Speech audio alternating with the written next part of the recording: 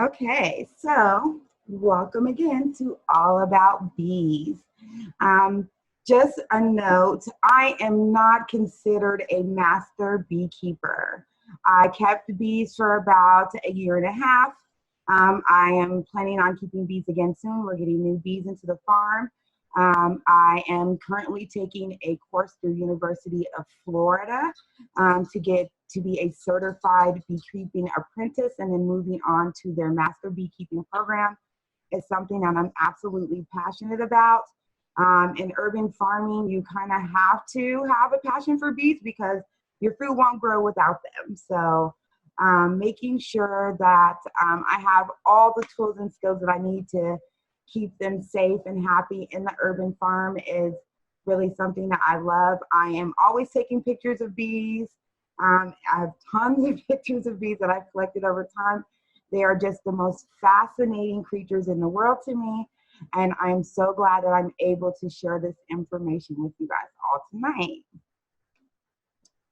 So the topics that are going to be covered in this presentation are the types of bees that you'll see, the honeybee body as a whole, who lives in the hive and what their lifespans are.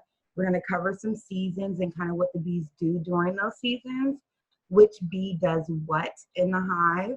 You're going to learn about behavior, very cheesy, but yes, you're going to learn about how they communicate with each other, why they do the things that they do, what's going on inside of the hive. I'm going to give you guys some tips on the best beekeeping practices, some tools that you can use in beekeeping, and how bees help in food production, because that is my main focus on bees and my job. In life, my main focus on bees is saving the environment, even though that is part of my job, but in my job, bees are a major part of pollinating. And at the end, I'll have some awesome resources for you guys. And all of those who participate will also be getting a digital book that is on urban farming that our wonderful intern Maddie made for us. She's an ASU sustainability student, and she did an awesome book on urban farming and how it impacts the community. So before we get started, there's some couple of things that I want you guys to know, which is the lingo, things that we say in the beekeeping world, so you guys know exactly what I'm talking about. Brood. Brood refers to the eggs, larvae, and pupil of honeybees, which are the immature stages of the bee, baby stages. A brood chamber is the box that bees live in. There we go. Are usually the box that the bees live in. It houses the worker bees, cells with eggs, larvae, pupil, and bees in all stages of development. Capped refers to a layer of wax that they put over the top of different areas inside of the hive to protect what's in it. Royal honey is a secretion of protein-rich food that is used to feed the bee queen, or the queen bee, and the pupa, which are the babies. A hive and a nest refers to actually the physical structure in which the colony lives. And a colony is basically an organized group of bees or insects that work together for the betterment or the purpose of the group as a whole. They all work as a single unit. Propolis, which is AKA bee glue, is a mixture of saliva, beeswax, and sap from trees made by bees, and it fills the crevices and seals the combs. They use it as a weatherproofing, and we'll see some pictures of that later on in the presentation.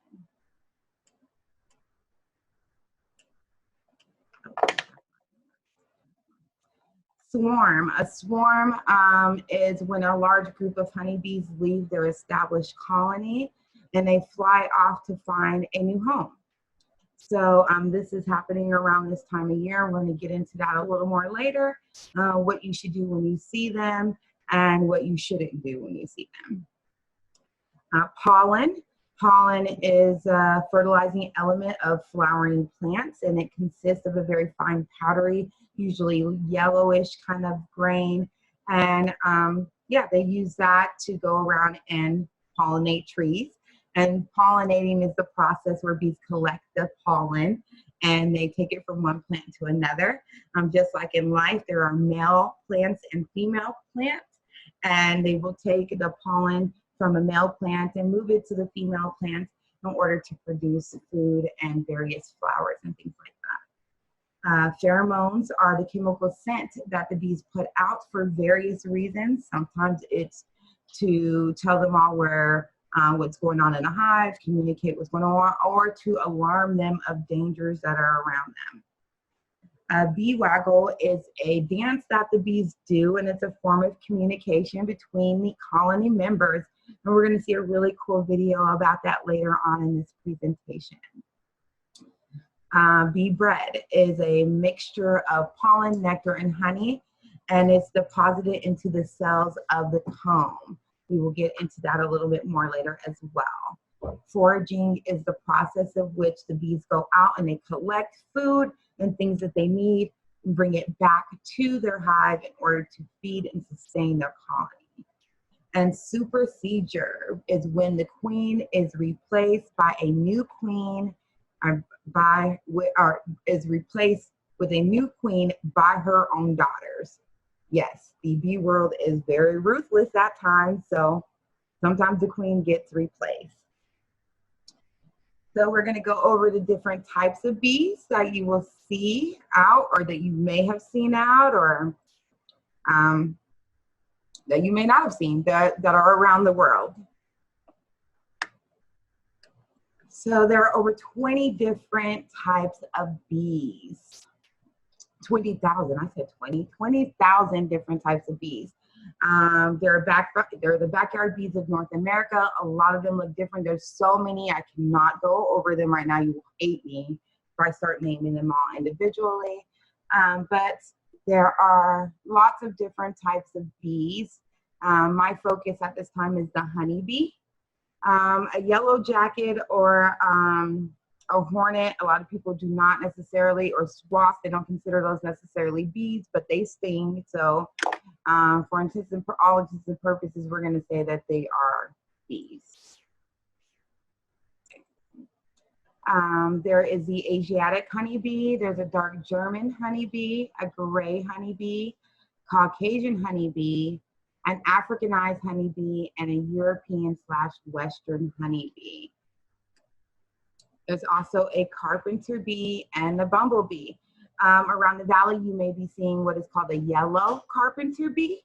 There's a lot of them that are popping up around our area lately, and they're completely golden, and they're fuzzy, and they're absolutely beautiful. Kylie, who is in the chat right now, had one out in front of her job, and she sent me a picture of him, and he was gorgeous. Loved it. Love to see him.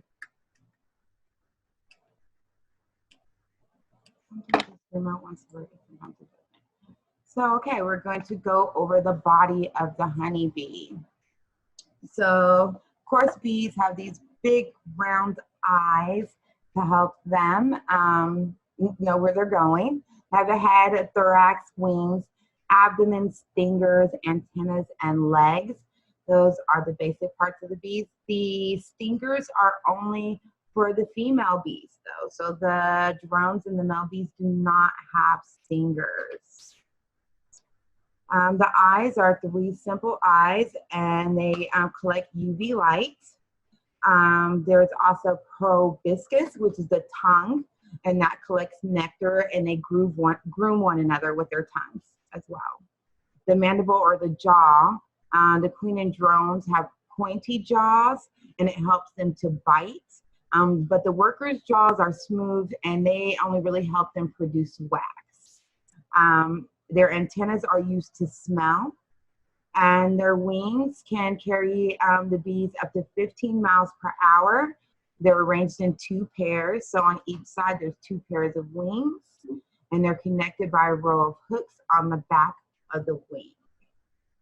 The legs, they have 3 pairs of legs, which split into 6 sections or segments, making them very flexible. The front legs are used to clean. The antennas and the rear legs are used to collect pollen. And they put them in a little area called a pollen basket, which is on the back of their legs. And if you see right here, there's a little pollen basket, and that's exactly what it looks like when they've collected their pollen. The reproductive organs are only in the female bees, which are the queens and the workers. The queen bee also has an abdomen that holds, there's an area in her abdomen called the spermatissa, which holds the sperm from the drone bees, which are her mates. The queen's ovaries mature and they begin to produce eggs at the age of about 1 to 2 weeks.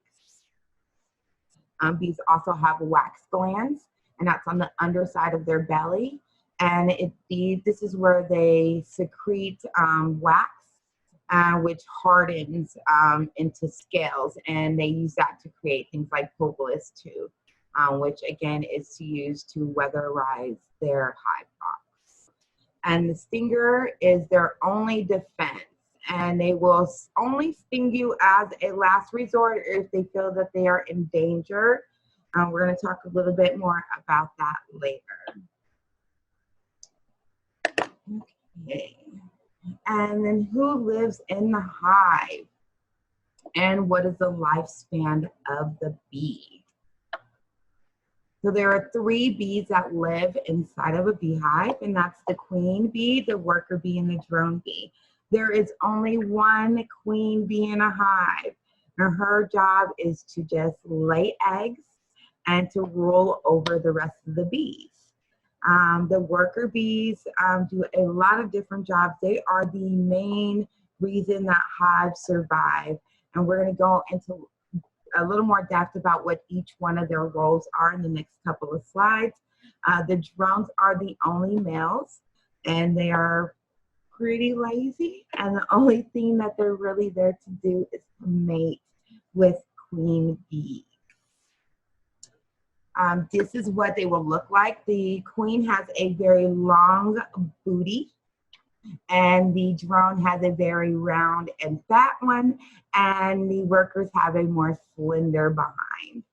So when you see your queen, it's really easy to spot her once you really know what they look like.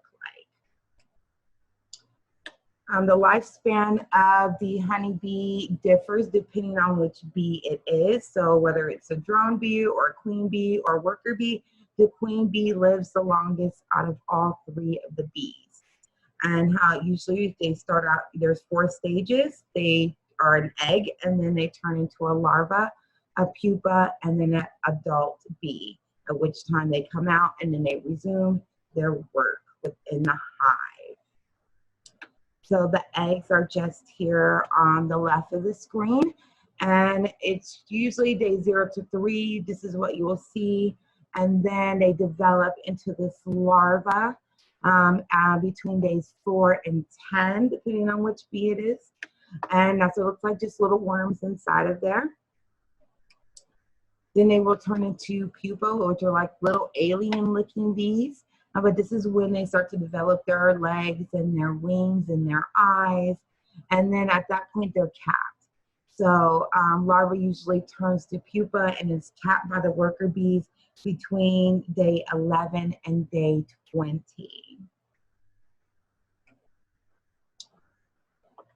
Adult honeybees emerge, like I said, depending on which bee they are. It usually takes them about 16 to 14 days. And they chew themselves out of the little capped area. There can be up to 50,000 or even more honeybees in one hive. If they're happy and they have enough resources and there's enough room for them, I've seen hives that have up to 100,000 bees in them. So like I said before, the development of the bee is based on the type of bee. So the queen bees usually take about 14 days from egg to emerging as an adult bee. And then the worker bees take about 21 days, and drones take about 24 days to develop from egg to full-grown bee. At this time, I am just going to take a moment, go back, to see if there's any questions here in the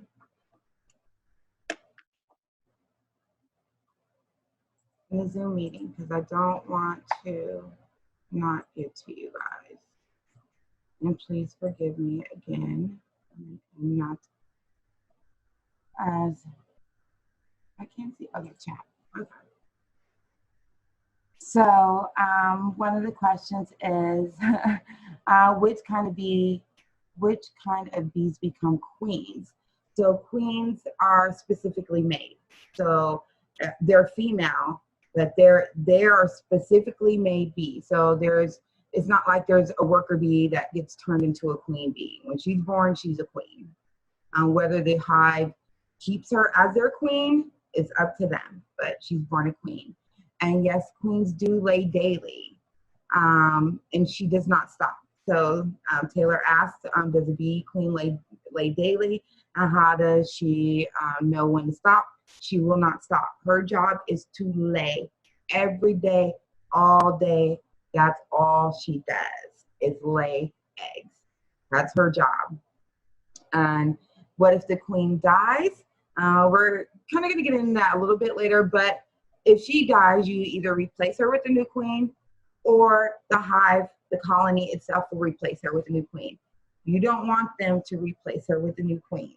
And we're going to get into that a little bit more later on. Thank you guys for the questions. Okay, I'm going to get back to this and share my screen. So, which bee does what?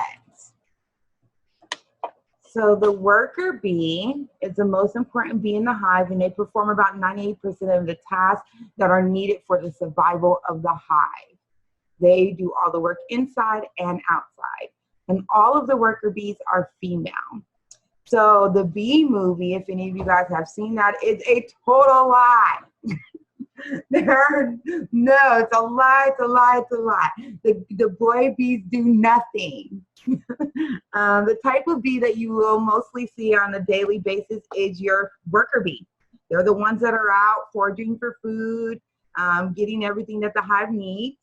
And of course, they have, like I said before, they have pollen baskets on their hind legs, and it's used to tote pollen. They all have stingers, which are barbed like a fish hook, which is why when you get stung by a bee, it stays inside of your skin. They protect the colony. They forage for food and other resources. They clean the hives. They take care of the larvae and the baby bees, and they also take care of the queen.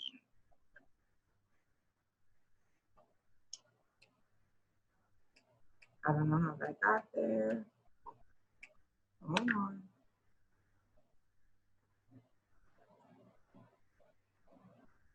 But I got a whole lot going on here. Okay.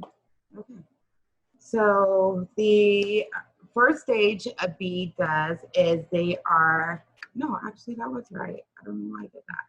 So the first thing before they leave their hive and they're able to go out and forage for food, during the spring and summer months, they do an orientation flight. So that's when the bees kind of dart back and forth in front of their hive and around their hive, and they get to know their location. So they know what trees are near them. They know the smell of their area. They learn about landmarks, which flowers are close to them, so they know how to get back to their hive when they're done. And they imprint on that location. And they will begin to circle the hive, and they'll progressively expand it out further until they have learned their space completely, and then they're sent out on their missions. Here is going to be a short video. I want to show you guys that. It's going to demonstrate what it looks like when they're doing their orientation flights.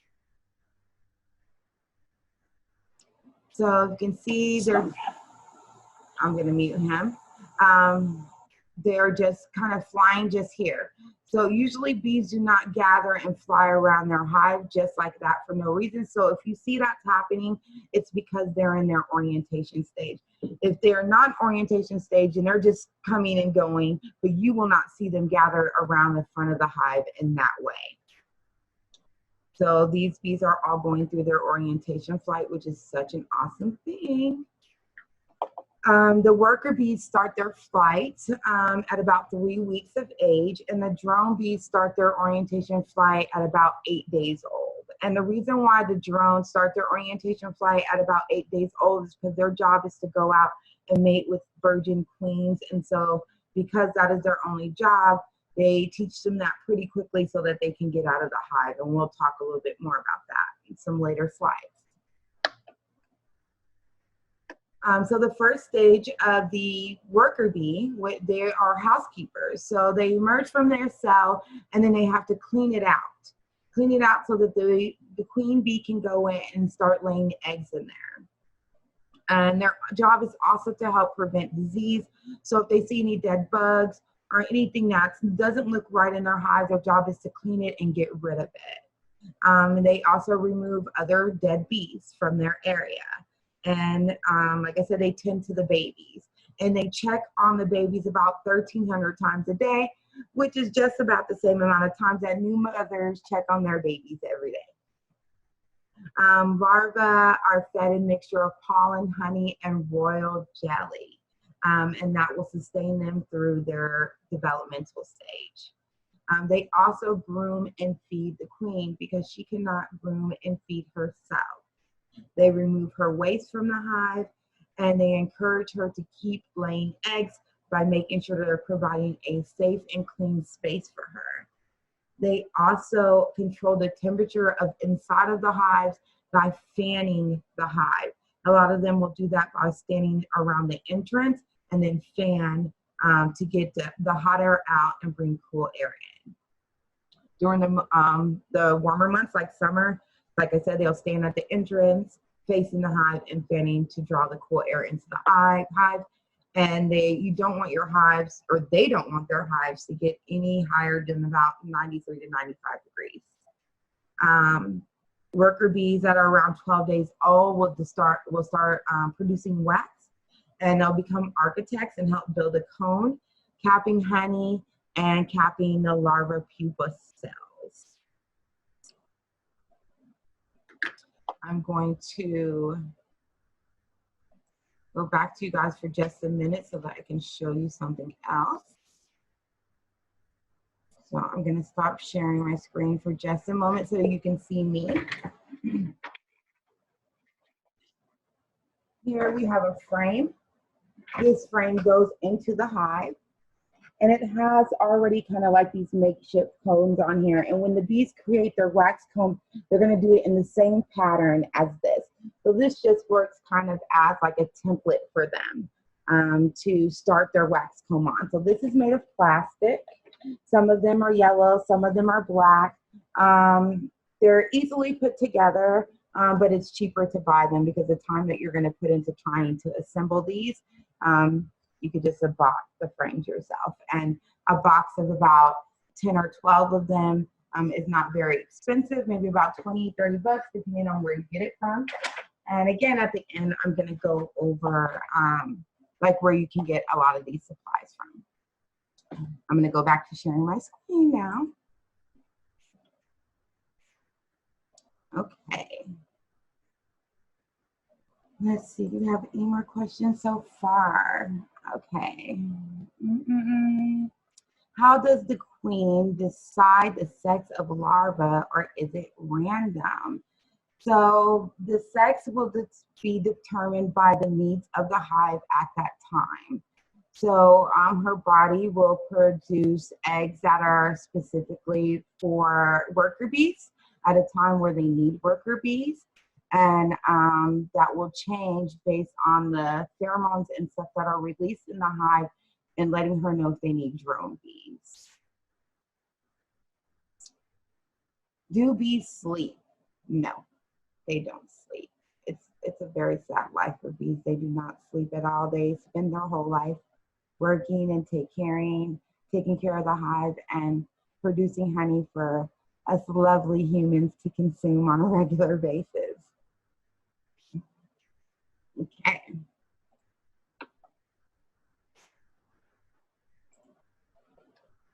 So honeybee hives and their nests are pretty much the cleanest and most well cared for ecosystem in the world, thanks to the worker bees. They are always on their job. The second stage that they will go into after their housekeeping stage is going to be guardians. So before the house bees venture out into the world, they will begin their flight training, which you guys saw in the orientation flight, and they will learn how to fly and guard the hive. And they're usually located just at the entrance, and their job is to basically check other bees that are coming into the hive. And they sniff them out, make sure they're supposed to be there, and if they're not, they kick them out unless they get bribed. So let's say it's a low pollen season and they really need resources. They will let in bees from other hives if those bees have enough resources to help the hive out. And honeybees, again, they secrete a pheromone that will alert the colony if they perceive any danger. And when they do, you can smell it, and we'll get into a story about that later.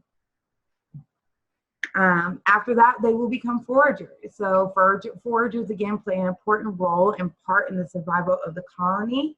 If they have no food, then there are no bees. They will not survive. So making sure that they're going out and bringing back resources is very important for the survival of everyone in the hive. And foraging mostly happens during the spring, and they also collect that and store it for later on. Worker bees usually live for about 6 weeks during the summer and about 4 to 6 months during the winter. During the summer, they usually only last about 6 weeks because they're doing a lot of foraging during that time, and it's weighing a lot on their bodies. And during the 4 to 6 months of winter, they've calmed down. They're not really foraging. They're just staying in space and taking care of the hive. So they live a lot longer during that time. But the wear and tear on their body does a lot during the summer and spring months because they're out and about. And then also during that time, people are spraying. So that also reduces the life of bees when we're spraying things like Roundup and other pesticides in our yard. And bees come into our yard to forage off of wild weeds and things like that. They take that and they die. So we should be very careful about spraying. Foragers, again, play a huge part in the survival of the colony. And when worker bees go out to forage, they collect the following things. They collect pollen, which is converted to bee bread. They collect nectar, which is converted into honey, and water, which is used to cool the nest and also to dilute the honey. Plant resin is used to create propolis. And foragers visit about 5 million flowers to produce only 1 pint of honey. And they will only forage within 1 to 2 mile radius, but they can get up to 5 miles. They do not go any further than that because it's hard for them to find their way home. And this is the very last job of the worker bee.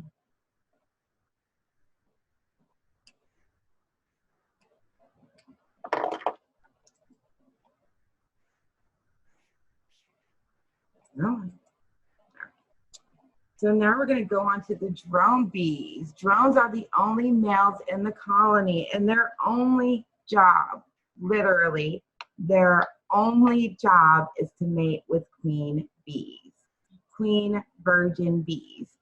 And they're usually born during mating season, which is in the spring and early summer months. And 8 days after emerging as an adult, they will spend a few days in orientation, and then they will go out to do their drone bee duties. So the only reason that the drones will ever leave the hive is for orientation, for cleansing flights where they're removing their waste from the hive itself, during swarm flights, which we will get into a little bit later, and for their mating flights. Mating flights usually last about 3 hours.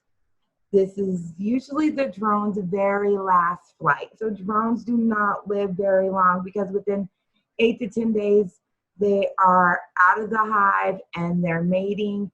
And this is the last time they will be seen in the hive unless they did not successfully mate with a queen.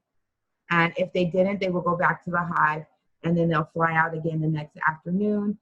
And they will go to an area called the drone congregation area, which is about 3 miles above us in different areas. And that's where they all gather and wait for virgin queens to come for them to mate with them. Drones have very large eyes, and they have large, fuzzy, and rounded abdomens, and they are cared for by the worker bees. They do not have stingers, so they cannot defend themselves. They are not warriors. You would think as big as they are, they could at least have stingers, but they don't. They contribute very little, if anything at all, to the function of the colony as a whole. They pretty much just consume food and lounge around. And they only live for an estimated 8 weeks if they're lucky or not lucky, because I mean their job is to mate. But if they don't and they can't find them a queen, then they can live a little longer, which is good for them. Draw it out as long as you can. But after they mate, that's the end of it. So pretty much this is what they do. They hang out, they lounge. So they did get a couple things right in the movie. He's just lounging in the pool. This guy's just sitting around eating. The other one's taking a nap. They don't really do too much. They're just there. So because they don't do very much and they take up a lot of space and they eat up a lot of food, at the end of the mating season, they are kicked out of the hive. And this is just a short video to show you a drone being evicted. It's very sad, but it's necessary for the survival of the hive. And I'm putting this here for educational purposes, even though I find it just a little funny. Here you guys go. So as you can see, they're grabbing him to put him out of the hive. Not very happy with that. A lot of times they will try to get back in. So the worker bees will, I don't know how you say it, jump him to get him to get out if he will not leave. So they just got that one to leave, and now they're kicking out another one just here. And yeah, so he's trying to go back in, but they will grab him and they will throw them out. Eviction day, drones get kicked out, and a lot of times they just go off and then they'll die because they are not being fed, they can't take care of themselves, and yeah, so they have nowhere to live. So if they haven't successfully mated with a queen after what mating season is done, then they end up being homeless and they die. It's horrible, I know, guys.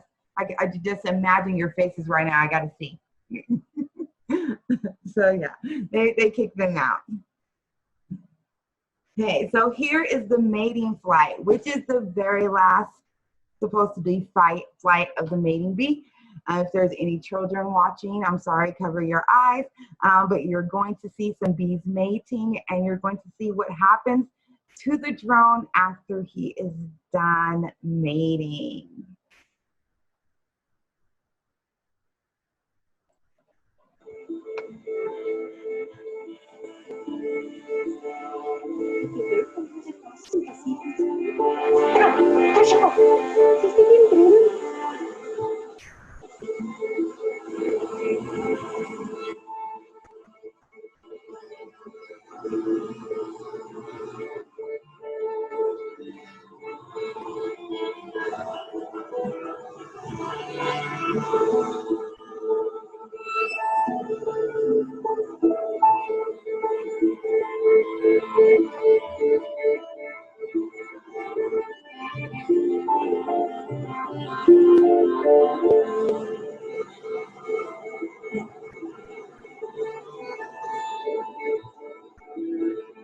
The drone dies during the mating ceremony. When the queen returns from her maiden flight, she keeps 5 million sperms in her sperm bag. In there, they can stay alive for 8 years. Okay. So yeah, the drone dies immediately after he has finished. His private is disconnected from his body, and his sperm is collected into a sac. And like I said, she can carry about 5,000 sperms into her sac, and she will go back and she will lay those. And so we're going to get into the queen and what happens with her during her life stage. So the queen bee is the mother of all of the bees in her nest, and she is the only one that lays eggs.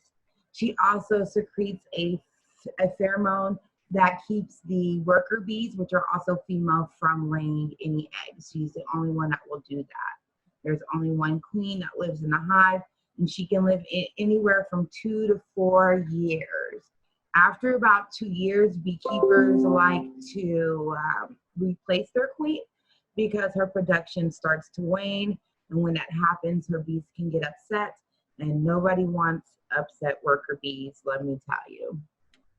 So she lays about 50,000 eggs over her lifetime, and she can produce about 1,500 eggs a day during the spring, and she does that in 30-second intervals. Could you imagine having a baby every 30 seconds? She's a bad girl. So the queen's presence is very important to the harmony of the colony. With their queen, they have purpose. There's something for them to do. Once they lose their queen, they're not very happy. But she is the one that keeps everybody working and keeps harmony within the hive. And she usually only uses her stinger to either kill rival queens that are introduced into the hive or to protect herself. But her worker bee should be the one doing that, so she would never necessarily have to fight unless she's fighting another queen for her hive. And she is totally incapable of tending to herself. She cannot groom or feed herself at all.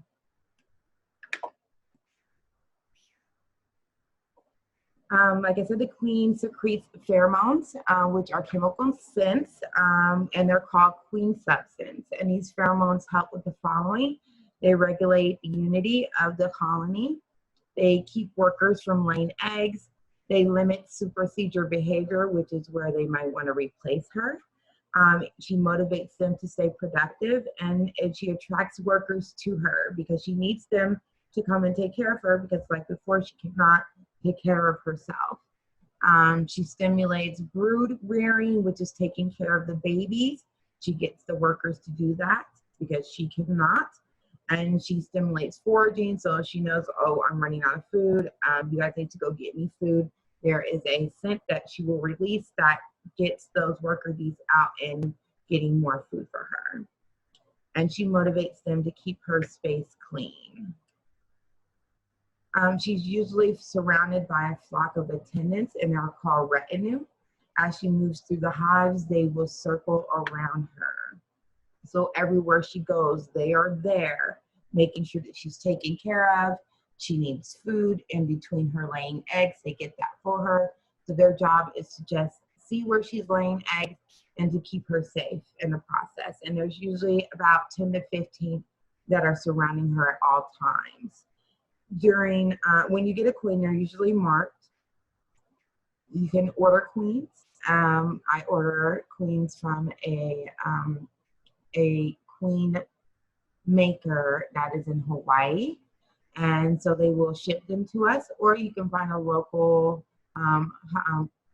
honey hive farm, our honey farm, our hive farm locally, and they will have bees as well. Honey Hive Farms is one of those that produces queens and hives, and they also sell honey, and they teach classes as well. The queens are marked a color depending on which year they were born. And so if they were born in 2010, it's a blue, 11 white, 12 is yellow, 13 is red. I'm going to stop sharing my screen with you guys just for a moment. No, I don't have it with me. I was going to show you guys what the queen catcher looks like, but I just remembered that I forgot it. So we're going to go back to this. Queen facts. So as the queen ages, her egg laying ability slows down. And so she can't produce as many eggs as she did when she was younger. And during that time, she is in danger of being superseded, which is being replaced. And it's really sad when they do that. If you look on the left, there is what we call balling. Once she is deemed unfit, basically what all the bees do is that they surround her and they pretty much overheat her and suffocate her until she dies. The only time the queen will ever leave her hive is during her nuptial flight. So other than that, she's pretty much a prisoner to the hive. And if she is not producing like the other bees think she will, they will replace her. Again, I don't know if I said this before, I guess I didn't, that during her mating nuptials, she will mate with between 30 to 50 drones, and that usually takes her about 10 to 15 minutes. As you saw in the video, it does not take very long for the drones to finish their job, and then another drone is lined up there to help inject her with babies, is the nicest way I can say it. The queen, again, has a spermathesia sac, which stores the drone's sperm. Okay, so I'm going to go to questions. Let's see what questions we have. Okay. I saw that. How does a female become a queen? I saw a video where the bees use fanning process in reverse to overheat and murder a hornet, which was a scout for a swarm that attempted to overthrow their hive. It was pretty cool to see them fight back. Yes, they will fight back. Yes, and they will overheat a box in order to draw any insects that they feel like is invading their space if they cannot fight him. And because hornets are way bigger than bees and they have stingers, a lot of times in order to save their numbers from a large number of bees from being killed by a hornet, they will basically overheat their hives. Let's see. Why would the queen produce another queen larva? She does not produce another queen. The worker bees will produce another queen. If they feel like they're not happy with her, they will go and they will make a whole nother queen and they will kill that queen.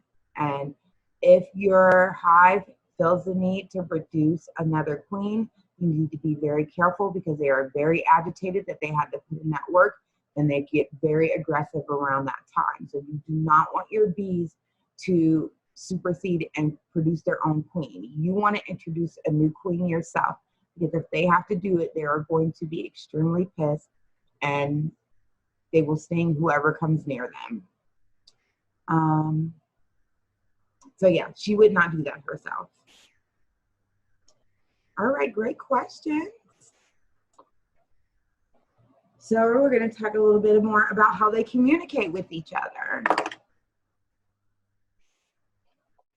So the worker bees at the hive's entrance produce pheromones that help guide foraging bees back to the hive, kind of like the guys at the airport who are signaling for the planes to come in. There are bees who are at the entrance that are doing that and releasing a hormone to let them know, okay, you can come in and bring that in now. Worker bees will produce alarm pheromones also when that can trigger sudden aggressive behavior from the colony. And I know this firsthand. We'll get into that a little bit later. The colony's brood secrete special hormones that help worker bees recognize the brood's gender, stage in development, and their feeding needs. And they also add pheromones to the comb so that it can slow release throughout the nest and keep them either calm or get them riled up. It just depends on what they're trying to communicate at that time. Bees also communicate by doing what is called a waggle dance. And I'm going to show you that in this short video as well. Honeybee workers are able to send complex messages to one another. In the wild, they sometimes nest out in the open, but mankind has persuaded them to live and store their honey in hives. The colony's heart is its queen. She is just a little bigger than her subjects and mother of them all.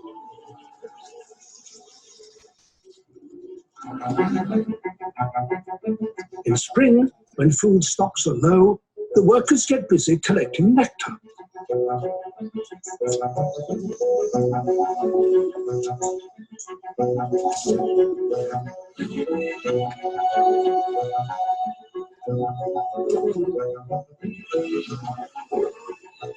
They have a remarkable method of telling one another where to find the most productive flowers.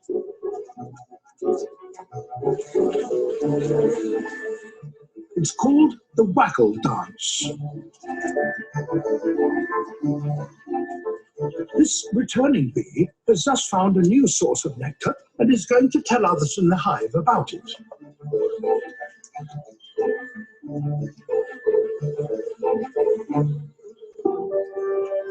First, she gathers an audience. To do that, she climbs on her sisters' backs and vibrates her abdomen. Now that she's got their attention, she begins her dance, using a code of movements that tell her fellow workers where her discovery lies.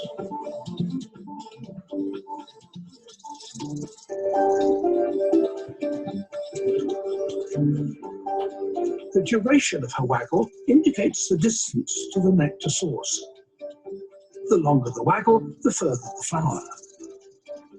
And the angle at which she dances across the comb tells them the direction to the flower in relation to the sun.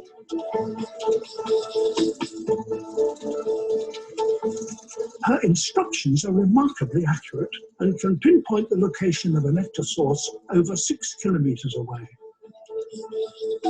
Some of her fellow workers set off immediately to find it. In one short season, the colony's workers will visit up to 500 million flowers and will make around 90 kilograms of honey. That is sufficient to sustain the whole colony through the coming winter when there is no nectar to be had.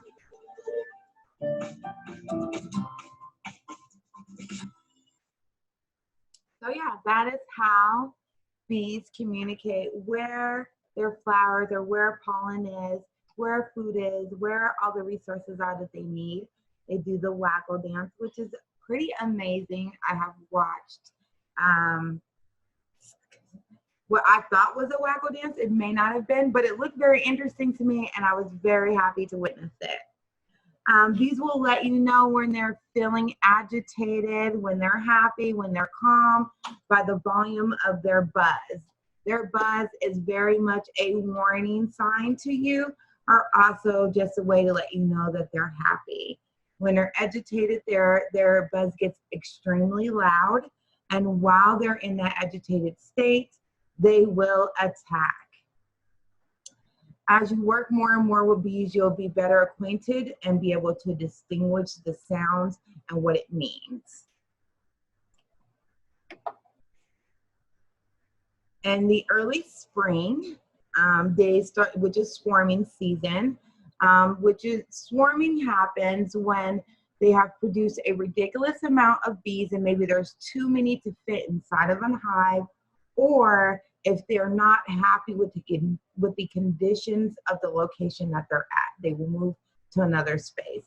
So because during this time they're reproducing a ridiculous, or the queen is producing a ridiculous amount of bees, sometimes the hive gets overcrowded, and if you're not adding more space for them, they will leave.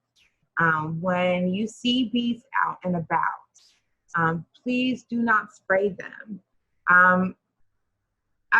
There's two different things you can do. Beekeepers, some of you guys, if you're in this group, I know you're not going to be too happy with me, but let's say you don't have the money to pay a beekeeper to come out and to get them. Because it does cost money for beekeepers to come out and to remove the bees. Leave them alone. After a couple of days, they will move on to another space. We had a huge hive of bees in our backyard in a tree. We did not have the money to get them removed. We did not want to spray them, but we waited a couple of days and they ended up moving on. But if you do have the money and you're willing to invest and not killing them instead of calling someone out, there are beekeepers that are local that will come and remove them from your space for you safely.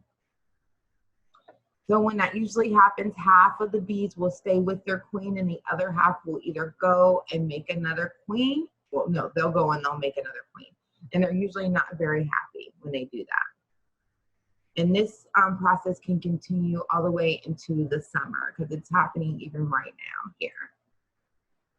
And mid to late spring, again, the colony is growing and they're building wax. The new bees are building wax around the frames and the combs, and other workers will begin foraging for resources, and the queen will begin laying in the newly constructed comb. I misspelled that, don't look at that. Colony will only produce the amount of brood that the resources permit. So if there's a lot of resources, they will produce a lot of new babies. Even though the queen is gonna lay anyway, it doesn't matter if she's gonna be laying if she has enough sperm saved in her spermatheca. In the late spring and early summer, they are doing food processing or storaging, where they're collecting and making honey, and they're putting them into little cells inside of the frame and storing it for the winter months. And they usually store this because they need it as an energy source during the winter months to keep them warm and keep them healthy when there's less food around. If you look into this picture on the left, you'll see right here, this is capped honey. That's what that looks like. I think I have another picture that's a little better later on in another slide. This is uncapped or open honey right here. These colorful little things here are pollen sacs, or pollen and pollen bread, bee bread. Those can be different colors depending on where they got their pollen from. So let's say they got their pollen from elderberries, then the honey and the actual pollen would be purple and not yellow. Of course, these are their babies and larvae in the larva stage, and they're open. And then here there's caps. You'll get a closer look at that later on in another slide as well. In the summer months, your colonies are very, very susceptible to stressors. They're usually a little more agitated during that time. It's hot and they're working a lot. There may not be a lot of nectar and a pollen available for them. And during this time, the queen kind of slows down her egg production. So she's going to keep producing eggs. She's just not going to be laying as many as she does during the spring months. The hive is more likely to survive the winter if they have favorable summer conditions, if they have water, if they have enough food stored up. So making sure that even in your neighborhood, you're planting little flowers and stuff like that, that will help aid in the survival of these bee colonies. In the fall, the bees will top off their food storage and the queen will drastically reduce her egg production, especially in cooler temperature areas and like up north or where it snows. Here in the valley, it doesn't really calm down too much because it's still warm. It doesn't get super cold, only at night it gets cold, but even then, I'm from Michigan and it doesn't get as cold as it does on the East Coast and in the Midwest. So our bees do really well hard during the winter. It's the summer months that we have to worry about because we're having to make sure that they have water to keep them sustained. And we also have a shaded area for them because if they get overheated, they will either leave or they will die. So this is also the time of year where they're kicking out their drones because they don't want them eating up all their food before this winter comes. And then they're going hungry. So they'll kick them out during that time as well. And in the winter, especially in cold places around the country, their number one job is to keep their inside of their hive nice and warm. So on the days that there are maybe warmer temperatures, the bees get to rest.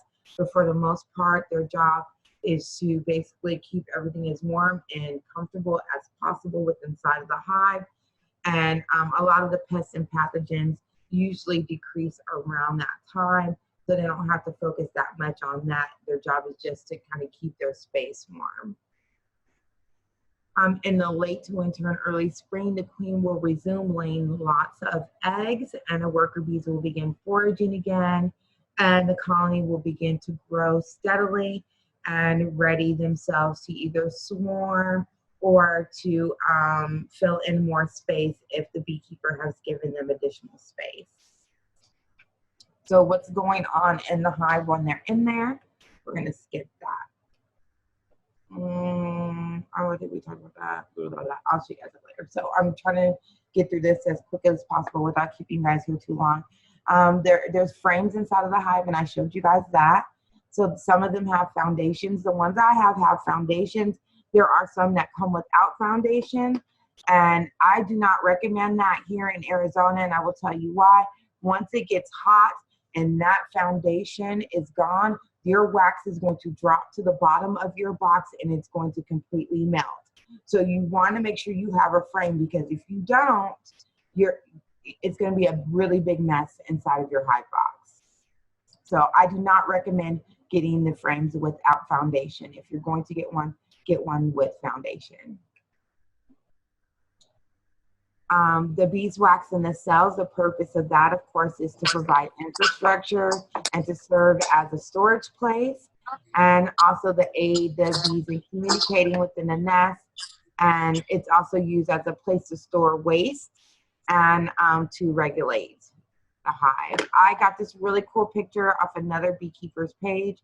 Apparently he forgot to put his hives inside of, he forgot to put his frames inside of a box, or just didn't do it, and the bees that went into that box created their own beautiful comb. And it usually only takes them about 7 days to maybe up to 2 months to actually complete a honeycomb. And this is just, I think, one of the most beautiful pictures I've ever seen when it comes to comb, because they did this in a way where it created basically pathways for them to move through, where they can hide in between here, and also it's just beautiful. Honeybees, they do need to eat about 8 ounces of honey to produce 1 ounce of beeswax. On the left, you will see your honeycomb. A lot of us have seen those.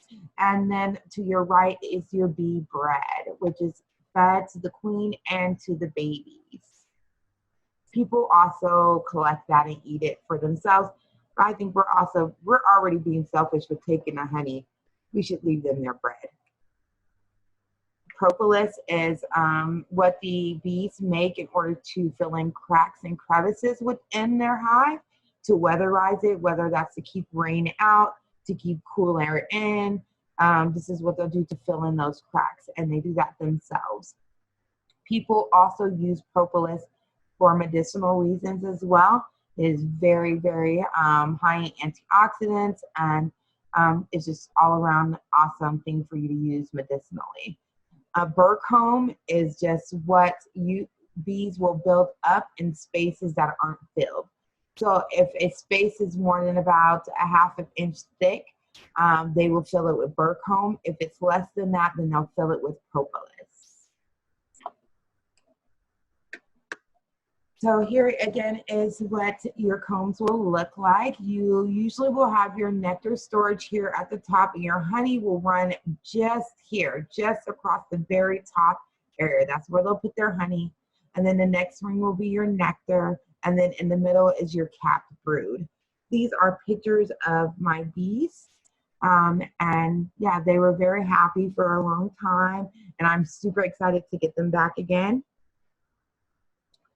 The queen will typically lay her eggs in the center of the combs, just like right here, and that's just to keep it protected and for easy access for them to get the food that they need to feed the babies. And this is exactly what a capped brood cell looks like up close. So you'll see these are uncapped here. These are all uncapped, but then here these are capped, and you'll see there's a bee, she's feeding the babies. And they're taking care of them while they're in there before they cap them.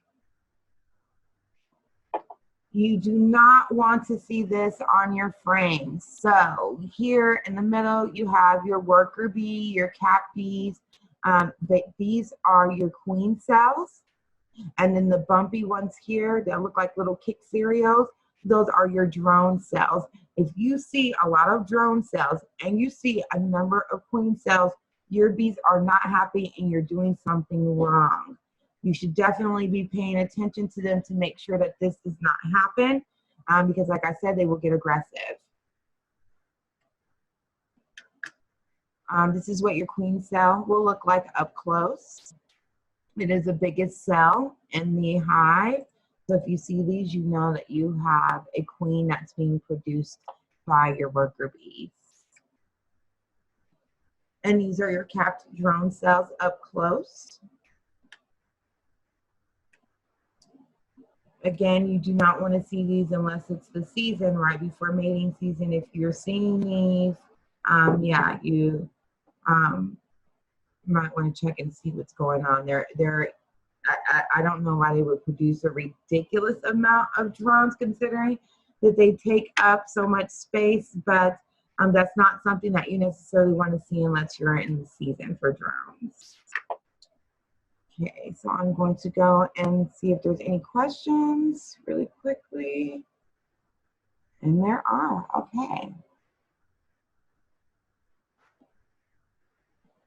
How does a female bee become a queen versus a worker bee? So a queen does not like become a queen.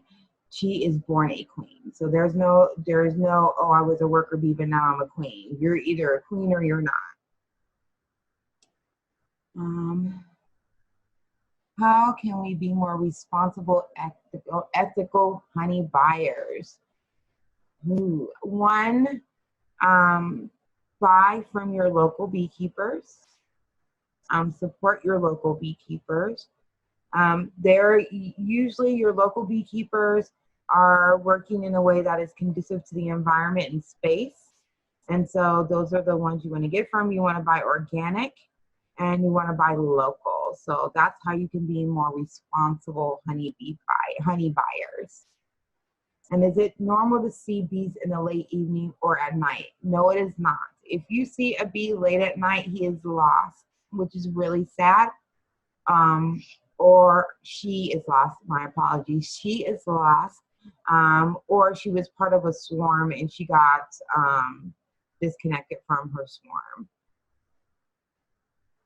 What happens to bees that don't have humans to kickstart their hive? So it looks like they do better without the humans. Absolutely, bees do way better without human interaction, as does all things in nature. All things in nature do just well without the interaction of people. But at the same time, because we are trying to save bees, and because there's so many different chemicals out there, we do need beekeepers to help in the production and to keep them safe in our local area. If they were out in like a rural area, they're more than capable of taking care of themselves without us interfering. But because we do need to grow plants and vegetables in urban areas, we need beekeepers. If you do see drone cells, do you remove them? How do you get rid of them? Yeah, you remove them. I mean, queen cells too. If you see your bees are producing a queen, kill it as quickly as possible and then go get your own queen to put in there. You do not want them to produce their own queen.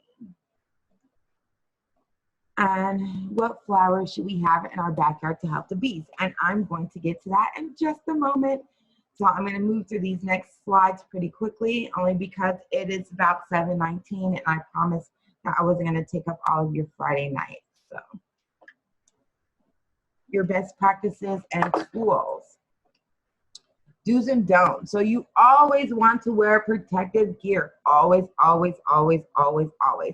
And always approach your hive when you are only ready to inspect or work it. Do not just go out there all willy-nilly like, oh, I want to go look at the bees today. Don't do that unless you're inspecting the hive or you're going to work the hive. If you keep opening your hive, they will get irritated. I know firsthand.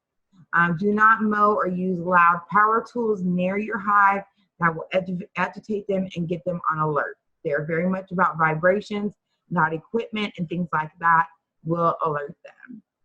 Do not wear heavy perfumes when you're going to work your hive. Actually, don't wear any scents at all if you're going to work a hive. Do not ever, ever, ever swat a bee.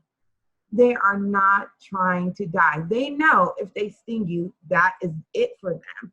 They don't want to sting you. They will get on you, they'll crawl around, they'll sniff on you. They want to see if you're a flower, take it as a compliment. Do not squat your bees. Move slowly and purposely around bees. Do not make any fast motions or anything like that, because again, they're going to think you're trying to attack them, and that will put them on the defense. You're going to always keep your hives. If you're going to be keeping hives at home, you're going to keep them at least 5 to 25 feet away from your property line, especially if it's an area where there's high traffic, because you don't want people to get stung. Establish a fly barrier, which is usually around 6 feet high. You can do that with trees, fencing, things like that. And that way, when they leave out of their hive box, they're going to go up instead of straight ahead. And up is going to keep them over the heads of humans so that they're not right in our faces. And you'll always need to provide them with a source of water, and do not take any unprotected people into your hive area. Suits are a must. I cannot stress this anymore. You need to have a suit on. And I'm going to tell you guys this. So, before I was stung by bees, this is how I work them. You see me, like I'm all happy. I don't have on a suit. Only thing I have on is some gloves. That's it. My bees were loving me. I was so happy. But then there was a problem with their queen. And I went out there and I opened it up and I didn't realize it, and they were not happy. And I got stung in my face and in my arms like 7 or 8 times. My face swelled up. I looked like, I don't know, Elephant Man. But I still love working with my bees, and I was right back out there working with them again. But when I did, I was doing it like this. In a full suit. I learned to respect my hive. Absolutely. So at first, I was very happy to be out there with them. I don't know, they were just the calmest things. Even a friend of mine was like, oh my, you have the calmest bees. And I was just so confident. But the problem is anything can happen within your hive and you don't know when they're going to be agitated. So I learned very quickly. Even in the summer months when it's 110, I was out there with that suit on after I got stung in the face by a bee. I only needed to be stung once in the face to realize that you need to have a suit on at all times.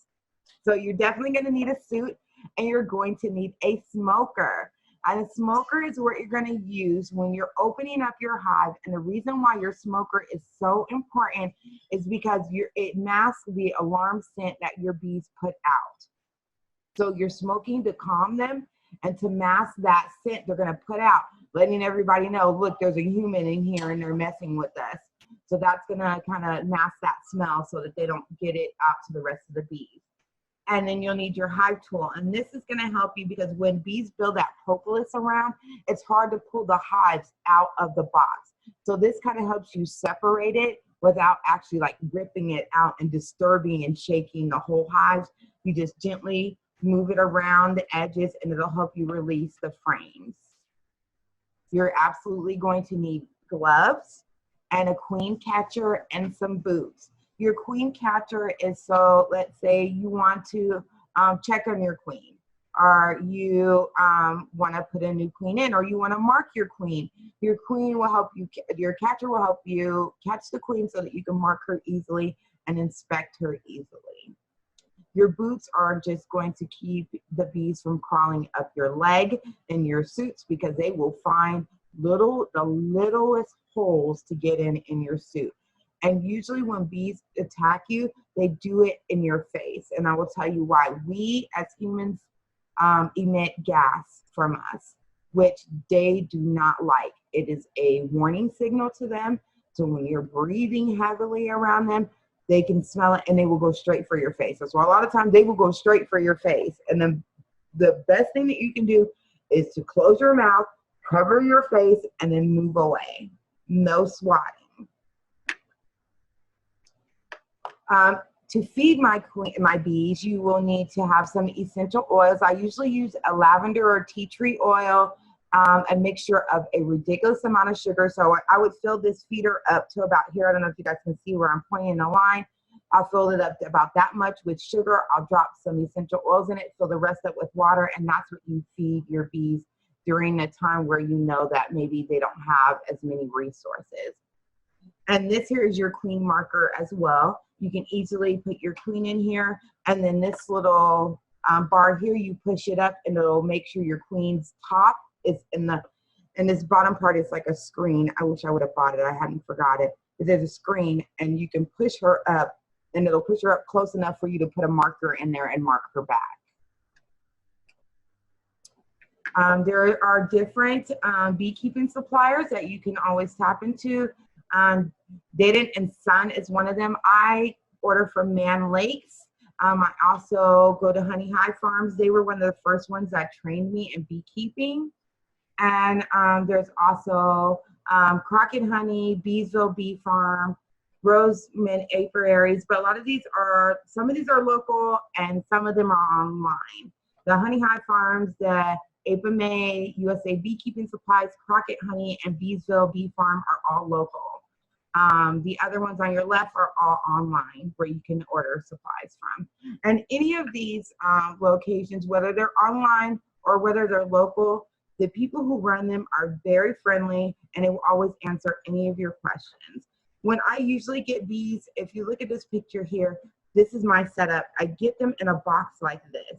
And then there's a cork in there which is filled, there's a hole in it, which this usually sits in, and you pull that out and you dump your bees inside of your hive. I am not a fond of dumping the bees. I feel like I'm hurting them, even though my beekeeper friends tell me I'm just being sensitive, but I'll usually just sit it on top and put some food there so then it draws them out of the box and into the hive. But I have seen beekeepers shake them all the way out their box, and I am holding my breath like, oh my God, what are they doing to the bees? But I guess apparently you can do that and it's not going to harm them. Okay, let me do this. So there are different types of hives. There is the Langstroth hive, which is very easy to use, and a lot of beekeepers use this hive in particular. You take the top off.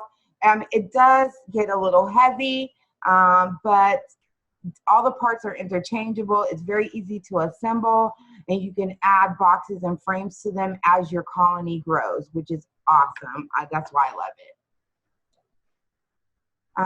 These are the layers that is usually inside of your hive. So there's a cover, then there's usually a shallow super, a queen excluder, and then your hive bodies and your bottom board. This is the area here on the bottom from 3 to 5 where your bees and your queen will normally be. That's where they're going to be having babies. And then up here, this is where they'll be storing their honey, and it'll make it easier for you to extract that when you have an excluder, and it'll be easier for you to find your queen if you put this queen excluder in the middle and you always know that she's in these bottom frames.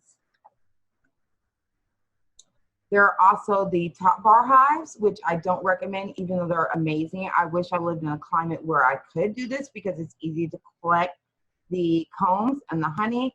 But like I said, in warm climates like this, you don't want to use this because in the summer, all of this is just going to melt and drop to the bottom and make a really huge mess. Even though they're very simple and cheap to build, and if you're living in a cooler climate, they could be awesome, but I just wouldn't suggest it for Arizona. There are different pests that you need to worry about in your hive. Varroa mites are one of them. Ants are another. Hive beetles are another. And there are some simple things that you can do to help get rid of these. There are traps that you can put or a vaporizer that you can use to get rid of your Varroa mites. As far as ants are concerned, I did this where I put, I had plastic containers like Tupperware containers, and I put oil in them, vegetable oil in them, and put them around the legs of my table stand so that the ants couldn't get up. They would pretty much drown in the olive oil. And there are also hive beetle traps. All of these things these pests can be detrimental to your hive if you do not take care of them. They will come in and they will destroy your comb. They will take over your space. They will destroy the hive, and they can even bring diseases into the hive. In Arizona, we have a wax moth problem. There are different things that you can use to get rid of them. There are moth traps. You can plant mint nearby. You can use what is called BT, which I use in farming anyway for other insects that are in the garden, like aphids. And you can also use moth crystals. They can destroy your hive within 10 to 14 days. But if you're inspecting your hive every 2 weeks, which is what you should do, every 2 weeks, you should be able to catch them.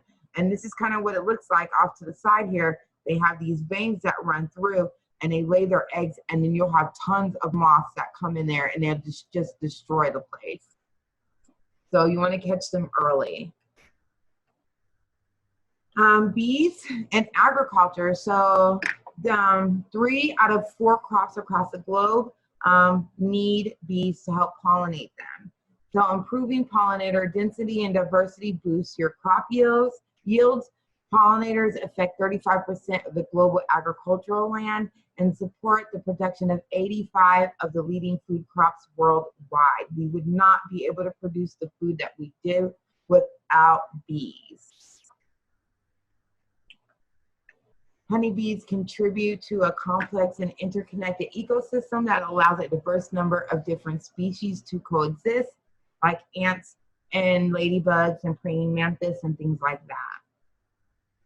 Their role as a pollinator is very crucial to the growth of tropical forests, woodlands, and other forest areas, and also farms. Trees like plum trees, apple trees, citrus, and all need bees to pollinate them. And pollinating California's 420,000 acres of almond trees takes between 900,000 to 1 million honeybees. So bees are very, very, very, very important. And the value of the bees' pollination within the United States is at about $16 billion a year. Of course, people use bees for honey. Honey is a major reason why people do a lot of beekeeping, because people love honey. I mean, who doesn't love honey? But potentially one hive can produce about 60 to 90 pounds of honey a year.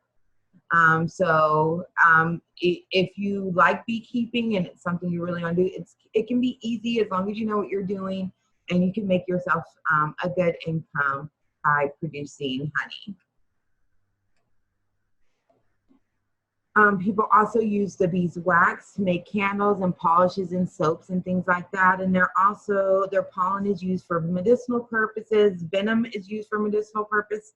My husband and I were watching a documentary with Vice, and there was a young lady that was stinging herself with bees in order to, she had Lyme disease, to help treat her Lyme disease. So there's a lot of good things in the venom of the bees.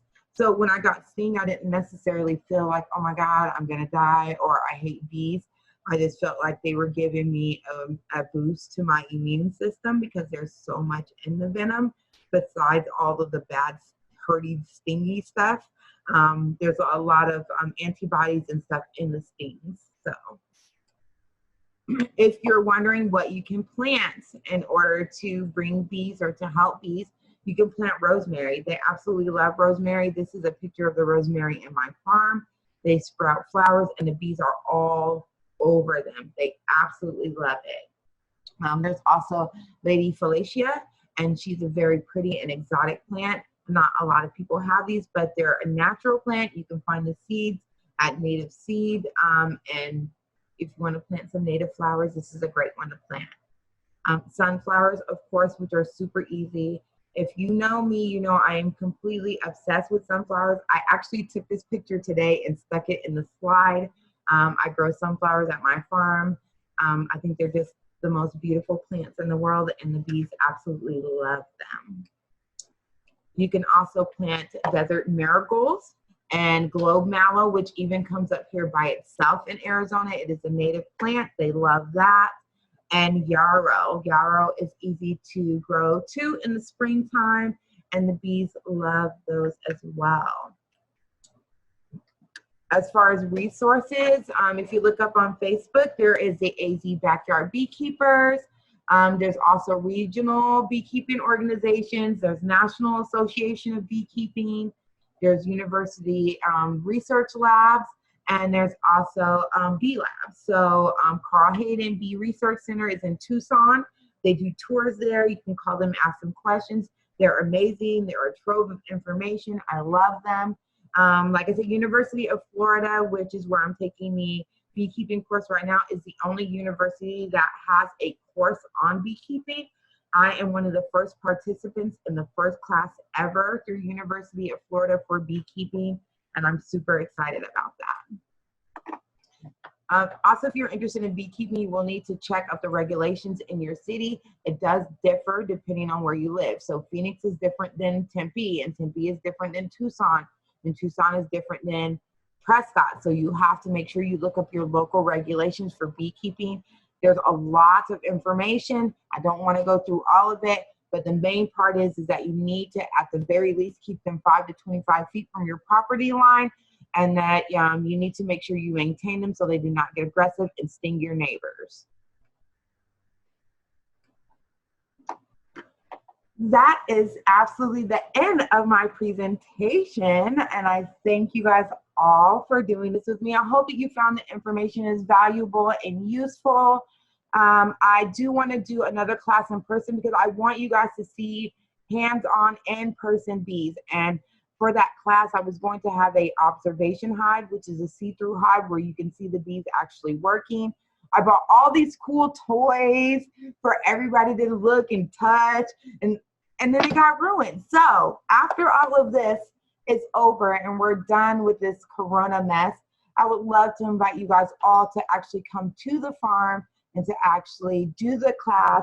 We don't have to go over all the same information, but so I can at least show you hands-on. You can touch the boxes, you can look at the frames, you can look and see exactly what everything looks like up close and get your hands on it. I would love that. So yeah, this here video is just a video of my favorite song about bees. And so I was going to play that for you guys, but I think I've kept you long enough because it's about 7:40 right now. And I don't want to keep you guys, like I said, any longer than I have to. I'm just going to go ahead and answer a couple of questions. So I'm going to stop sharing my screen, get back to you guys, and see what other questions we got here. Okay. Where are the pictures of post-stung? Well, that was me without my, did you guys see it? I was wearing no suit. I just had on some gloves. No, what I meant was, you want the bumps on the face. Where's the ones with the bumps on the face? Oh, no. No. My husband does have it, but no. I got some too from when she sent them in the family group chat, and I was making fun of her. I don't care, big sister or not. I took that opportunity. It looked horrible. I'll just Oh my God. It was bad. My family has no chill. So yes, no, I didn't. It looked so bad. I deleted them from my phone though, but yeah, okay. We did it. Oh God. Of course I was gonna say, I still have it too. It lives on, Nika. It lives on. No, Taylor, you have it too. Of course, such a good picture. So Taylor is the associate farm manager at our main campus farm, and yes, she saw my pictures because I had to send them to them and tell them, okay, I'm not going to be in for a day or two because I got stung. And the really funny part about that story is a couple of days after I got stung, I had a junior master gardener orientation class, so I had a bunch of kids. I had to go in with a pirate patch over my eye. And the kids were like, oh my God, what happened to your face? And I was like, oh, nothing. I'm just a pirate today. That's it. I just showed up to work as a pirate. And so, but they were looking at me like, nah, something's wrong with your face, ma'am. Like, I had to get a steroid shot, which was interesting. But still, I am not deterred from working with bees. It just made me love them anymore. They jumped me into the family. That's how I saw it. I just got jumped in. Well, it taught me to stay away from them, I can tell you that. I can love them from afar. So if a bee stings you, should you run? How can you protect yourself from more bee stings? Yes, run. But you should cover your face. If you have something to cover your face and your head, and run indoors. They don't want to be indoors. Just try to get away. Do not run and jump in a pool. That's not going to help you. I'm just going to tell you right now, they will wait you out.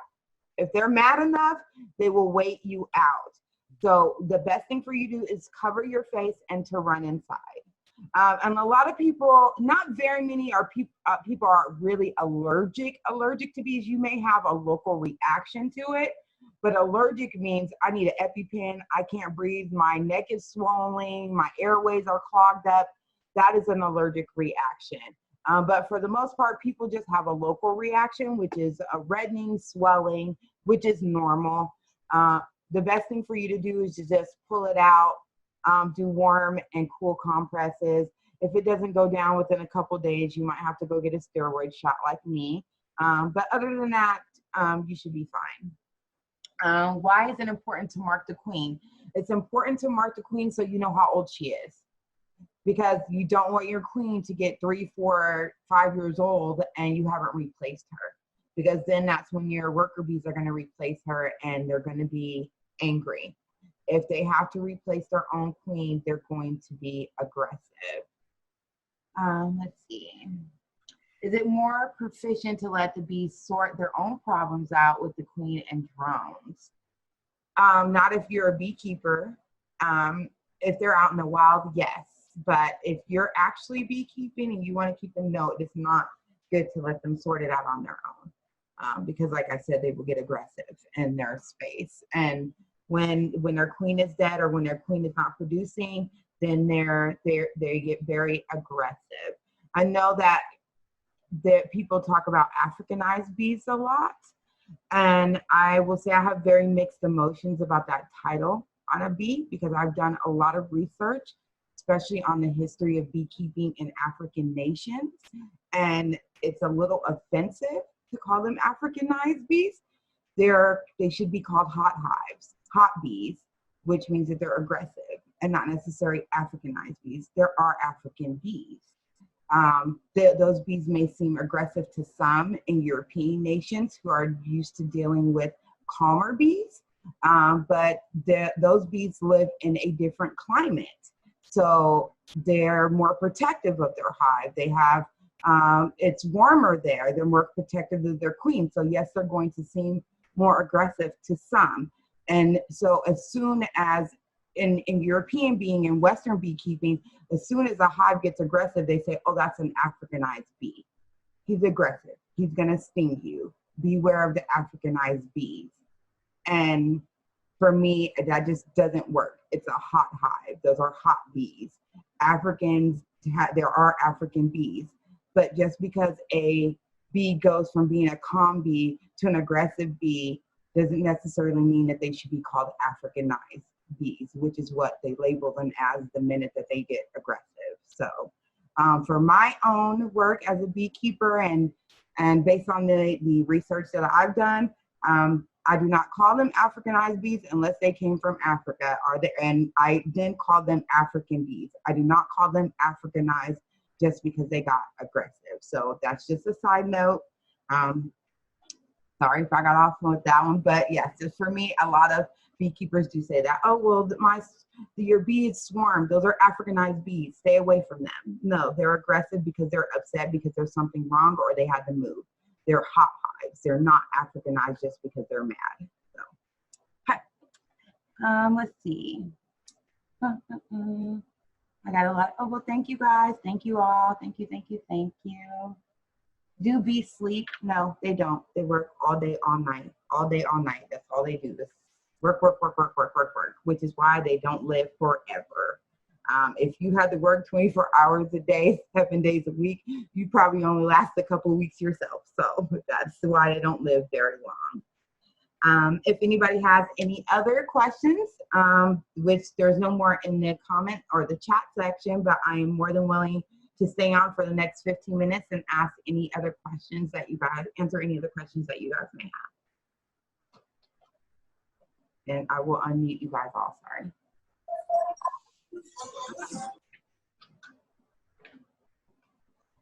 Anybody have any questions?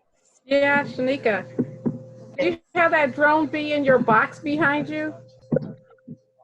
Do I have a drone bee in the box? Yeah, the one that's your sample of the bee. I don't have a drone in here. The one I wanted to see in your class. The one that you have is remote control. Oh no, Yeah. I didn't bring him. Oh man.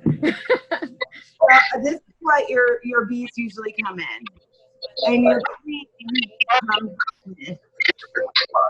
There's a waxy cork that goes right here, and the worker bees will chew her out to release her from it. So what you usually will do is stick this inside of your frame and stick your box like this, and you won't let your queen out. You're going to leave her in your box just like this, in the frame for a couple of days, and then the worker bees will pull her out themselves. If they don't pull her out within about 4 or 5 days, you can pull them out yourself. I just have this, which was supposed to be part of a toy that everybody got to play with when they were there. That's what I wanted to see. Yeah, I didn't get to see that when I moved right before you got it. And I have a little puppet for the kids that showed up. And then I have just like little things like this where people can see it up close, like the different stages and stuff like that. So those are the things that I had for the class. And I have a lot more stuff. I had a remote control bee, couple of remote control bees, so you can see how they move, show you the Waggle dance, one that flies in the air. So yeah, once all this is over, I would really invite you guys to come and actually sit in on the class. So then that way you can play with the toys. I know. So I'm going to stop this recording now, and I want to thank you guys all for joining me. And I am still going to be in the lounge for a couple minutes, but I'm going to stop the recording. Thank you guys again for joining me. I'm so glad that you guys all decided to join in on this. And if you guys have any questions, feel free to email them to me later on if you come up with any. My email address is cforte, that's CFORTE, at SVdP St. Vincent de Paul AZ.org. So that's cforte at SVdPAZ.org. Email me your questions there. Follow me on Instagram. My name is Urban Farmer Nika, Nika. You can also follow our Facebook page, which is SVdP Urban Farms, or my page, Nika Forte Say on Facebook. I always put a bunch of interesting information there, I put a lot of information there about growing food in particular, especially if you want to grow at home. I am very much about food sustainability. Thank you again for supporting St. Vincent de Paul and our program. I hope you guys found this informative, and I look forward to doing more programs like this again. And hopefully in the next week or two, I'll be doing an online seed saving class too. So join me for that, and look out on our Facebook page for that as well. Thank you. Thank you. Thank you.